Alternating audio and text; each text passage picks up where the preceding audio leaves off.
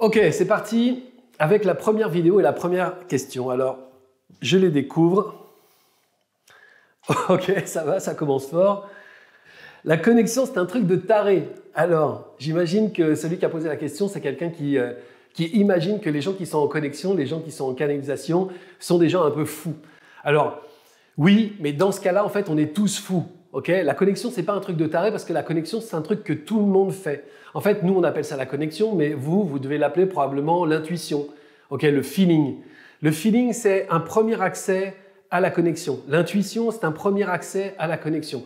Le problème, c'est que c'est un accès qui n'est jamais développé parce qu'en fait, on ne prend pas le temps de travailler cette intuition, de travailler le feeling qu'on a avec les gens et le monde autour de nous. On ne le fait pas. Pourquoi? Simplement parce qu'on est dans une société qui favorise plutôt le mental, qui favorise plutôt l'ego, qui favorise plutôt l'émotion drama et rien véritablement en finesse. Mais franchement, si on était né au milieu de la jungle, si on se trimballait avec une lance, voilà, et puis que en fait notre job ce serait aller chasser, je sais pas, des animaux pour les manger, mais en faisant attention aux tigres et aux jaguars, eh bien franchement, on serait beaucoup plus aiguisé à ressentir autour de nous, eh bien la présence d'un animal sauvage, la présence de la rivière, de l'eau, on le saurait plus. Et ça nous étonnerait pas. J'imagine que si je faisais cette vidéo et que je la montrais à des gens qui vivent comme ça dans la jungle, ils me regarderaient en disant « mais pourquoi il explique ça? C'est totalement débile ». En fait, nous, dans notre société, on privilégie autre chose et on privilégie surtout la raison.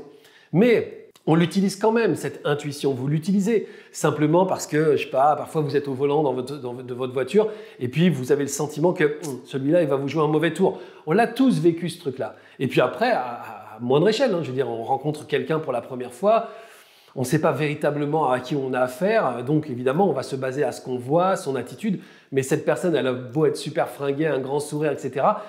S'il y a un truc qu'on ne sent pas, on ne le sent pas. Et pourtant, hein, tous les drapeaux sont au vert, mais quand on ne sent pas, on ne sent pas. Et donc l'idée c'est ça, c'est de reconnaître cette part-là de nous qui est une part ressentie, et cette part ressentie, plus on va la travailler et plus elle va être aiguisée, fine, et va pouvoir nous donner un maximum d'informations. Quand on est en face de cette personne, ou on peut être carrément en face de quelqu'un qui est très très désagréable. Ça nous est tous arrivé d'avoir des gens qui sont extrêmement désagréables, qui gueulent, qui sont pas contents, etc. Mais on ne sait pas, pour le coup, tous les drapeaux sont rouges, mais je sais pas, on se dit, je sais pas pourquoi, ce mec-là je l'aime bien, je sais pas, il a l'air d'avoir un bon fond. En fait, c'est comme si on ne croyait pas à sa méchanceté, on ne croyait pas à sa colère. Voilà, et on ne sait pas expliquer ça. Et ben, ça c'est une information. L'information de dire de quelqu'un qui présente bien « je le sens pas », c'est une information. Ce n'est pas une information qui est raisonnée, c'est une information qui est ressentie, mais c'est une information.